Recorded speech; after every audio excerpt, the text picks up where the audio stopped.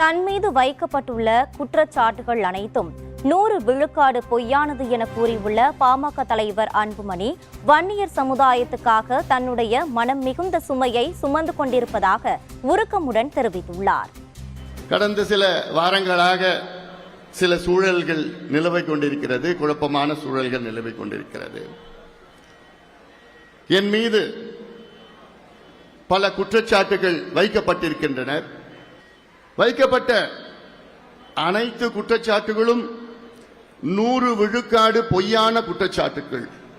இதில் இன்னும் சற்று நாட்களில் உங்களுக்கு நான் தெளிவாக தெரியப்படுத்துவேன். நம் கட்சிக்காக, நம் சமுதாயத்திற்காக என்னுடைய மனம் மிகுந்த சுமையை சுமந்து கொண்டிருக்கிறது.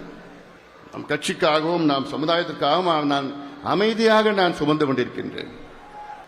ஆயினும் நம் கட்சி இன்று தமிழ்நாட்டிலே எத்தனையோ சாதனைகள் செய்திருக்கிறது. இந்தியாவிற்கு எத்தனையோ சாதனைகள் செய்த கட்சி நம் கட்சி. இன்னும் தொடர்ந்து செய்வோம், செய்ய இருக்கின்றோம்.